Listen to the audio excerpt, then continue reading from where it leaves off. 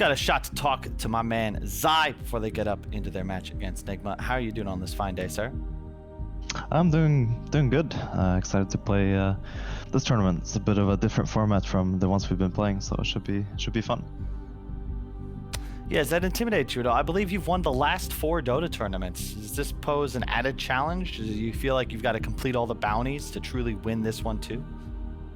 I'm not sure. I think once we play our first match, maybe we'll see what the dynamic is like. But the bounties are always fun to do, especially like the ones that were Midas mode and pretty similar to these ones. They're always fun to do. So hopefully we'll be able to do both, win at the same time as well. Final question, real quick. Who, in your opinion, is the greatest player of all time that's never won a major or TI residing in Canada with a name that rhymes with Jeezy? Artur. Awesome. Well, thank you so much for your time. I really appreciate it. Good luck in your match today and the rest of the tournament. Thank you. Thank you.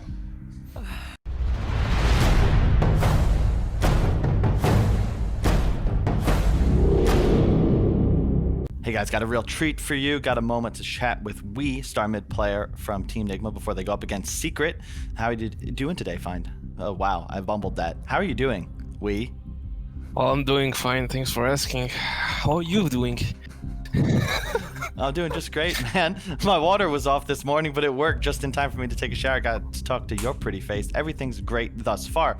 Wanted to ask, do you see Secret as your rivals? It feels like every tournament you end up playing against them closer to the finals each and every time. Well, they're a good match for us. They're a good matchup. It's always fun playing Secret.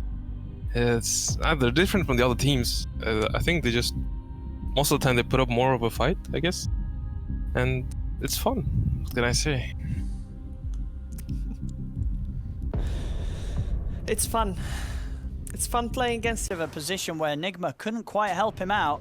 Zai still having a look around, jumps in for the invis room, but oh, bam! Miracle comes in and one hit's all it takes to take Zai out.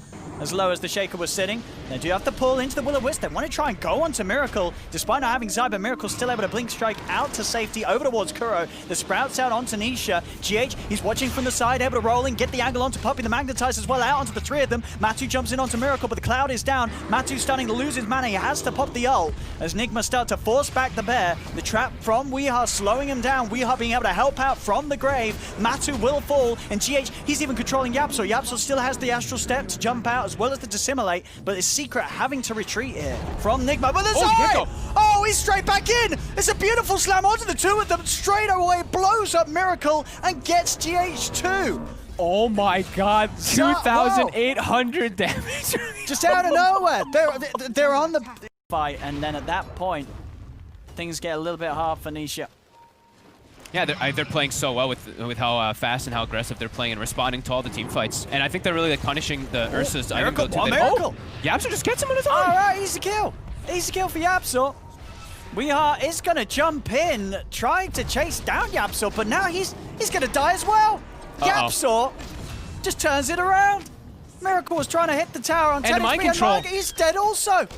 He's trying to TP out, but Zai's able to cancel it. Do they have further disable? He's trying to hide in the trees, pushes them out with the Sprout. But again, Yapso lays down a Remnant. They get all 3 of them. They just lost all 3 cores. Dead because of Yapso poking at a 3-man push-in where Miracle was sitting as low as he was. Okay, well, I mean, that just happened. Anisha gets himself a hefty amount of money. I think that's Yapso's and Yule's finished up there. And they're going to keep going. They're going to look for more. Kuro also.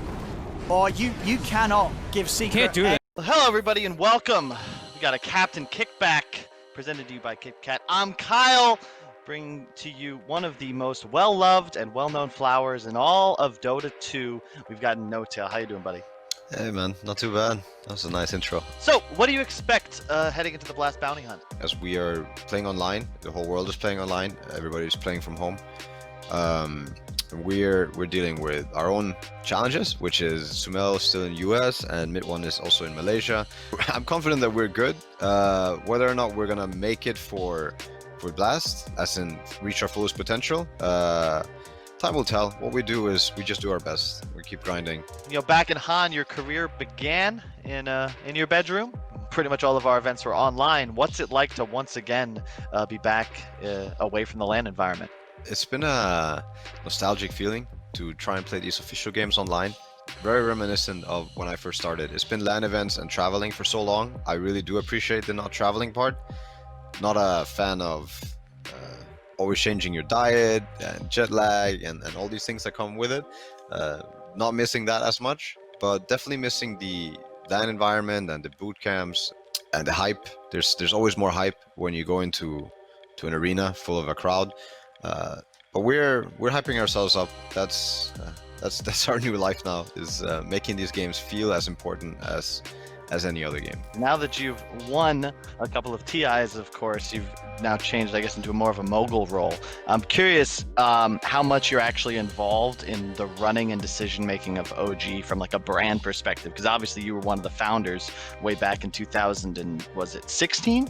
I think we actually formed OG either late 15 or early 16. I don't remember now. My schedule always goes by TIs, right? It's been a big learning process, this whole having a company. At the end of the day, we're doing this because we love it. We're running an esport company. It was something that we needed to do because there weren't many nice places to go, as in not many fair deals, not any transparency.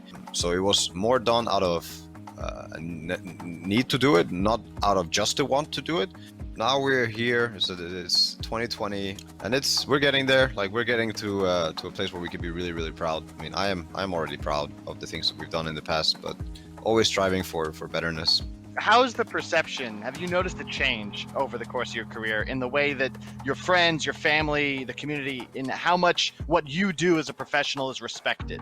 Like, did you have to earn it over time, specifically with your family and friends? That came very quickly. I would say with my first small paycheck back in the day in Heroes on Earth, they instantly gave me all their support.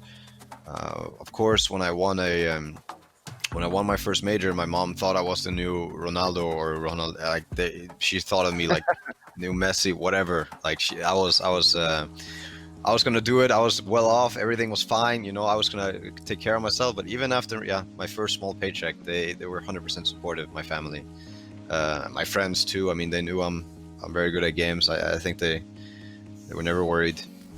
How close in your 10, 15-year career were you ever at a point where you almost quit? Where you almost hung it up and said, I'm going to go pursue something else, not gaming? And when was that? And how close were you? That was definitely the TI5 with C9. I was done with building, done with Dota, done with trying to make any team work. I was at the airport with the mindset that I'm done playing. Like, I have maybe one more chance to rebuild a team. And then I wanted to do it with Miracle and Tal. And then when we did it, it was great. I was reignited, really, really motivated, like super fired up. But yeah, after that TI5, I was in a very bad place, very, very bad place. Yeah. There is a saying, you know, there's one group of happy people at TI and everybody else is miserable. And that tends to be the story. That seems, that's probably very true. I remember at TI, we had a discussion about OG team mentality. You brought up something called the psychology of belief and how you felt that was instrumental in your success. Could you explain it to our viewers? This is a very simple saying, right? So seeing is believing and believing is seeing. I mean, one is a very common one, right? You see something with your own two eyes, you believe that to be real, and you believe that's something that can happen again, and now you've seen it, right? The other one is believing is seeing, where without having witnessed it, without having experienced it, you still try to create something. That to me is still just as true. Our imagination, I'm talking like as a species, is quite something else, right? We sent a couple of humans back into the space station, and what goes into that is like an immense amount of technical work, physical work, time, dedication, crazy achievement.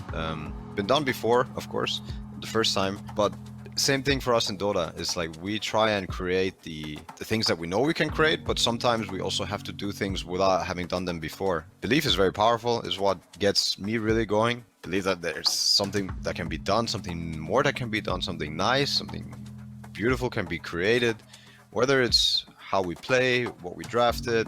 Yeah, that's what it's really all about. This was a Captain Kickback with Kyle. Notail, of course, the vaunted captain of OG. Until next time, guys, we'll see you around.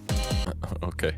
Oh man, that's a daunting shot. I feel Yo, like, I knew wow. Saksa was tall, but Yo, that is an like, awesome no. angle. It's always a lovely item to build up on, and you would imagine afterwards going for the Satanic. So he is going to be this very tanky, hard to kill hero. Well, G's smoked up. They're looking for somebody to limp. That's not, I don't know. Let's see if they can actually bring him down. They've got everybody on him. They get the angle. Saksa with the blink can find the setup for the shackle shot, and Limp's falling low. Limp pops the BKB. Can they quite finish him? They can. They've killed off the Kunkka for the first time this game. They've taken Limp out. They turn. They've got the catch onto Nico Baby. The Death Ward and the cask is there, giving time for Nico Baby to be able to remnant out to safety. But now Sumail, he comes barreling down the mid lane. The Lucid Beam onto FNG. Saksa again. He gets the Nerve angle. Jumps in. Shackle shot onto Nico Baby. The Sleight of Chains will dodge the initiation from mid one, and now mid one, he's in a little bit too deep. But it's 2 buybacks that have come out from Alliance because of this play from OG. If OG can not lose anything else, this is going to be incredible. Another shackle. They've got Nico Baby every single time, 3 times in a row there. Saksa off cooldown every single shackle shot.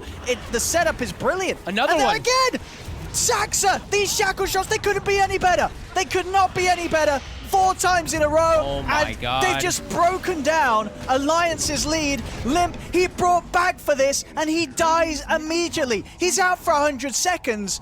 OG, despite being behind the entire game and still being behind on the gold, they've just rolled over Alliance. And Alliance, they're without their 2 cores for a very, very, very long time. No Kunkka for a minute and a half, and Nico Baby's dead for 40 seconds as well.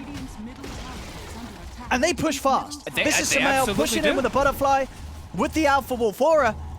There's a repair kit. But they're still shredding through it. I think what just happened to Alliance is going to need a whole lot more than a repair kit to repair it. Oh my God. This tower's dead. The Rax is... I mean, it's still... There's no Kunkka for a minute, Fogged. They could go for even more, and they will. Saksa. He's jumping forward. Again, he's diving tier 4s. He's getting the kills. I mean, this man's Win Ranger, it looked solid at the start in the lane. And now it's 4. That minute of play, it's over. It's actually just... Well, it might not be up, but it... I mean, they're hitting tier 4s. Might be. There's no Kunkka for 40. It's over. It's actually over. Oh my God. OG. I mean, it's over. I mean, it's over. It's over. I think it's over. It looks pretty over. It's actually over. It's actually over. It's actually over. Oh my. It's actually over. What? I mean, I think you got to give a clap to. I mean, Saksa, that last fight, 4 shackle shots, all connecting, all game winning. I mean, like a Notail. I mean, He's like, yup. I mean, we knew that was coming. Like, of course. We knew. That game could not have been won in any more OG fashion than that. That was classic OG fashion. That was let's just draft some random heroes, as it seemed, and then be behind the whole game. Sumail's the only one with any sort of farm, and then, yeah, I mean, if you blink, you would have missed that ending. There's going to be people going online going, what the hell? I thought Alliance were winning game 1. How did it just finish like that? A little more situational. There's a lot of spots on the map that Wind Ranger is not so good at. Uh-oh. Uh-oh. Excuse? Oh. This is a professional stream. Nope.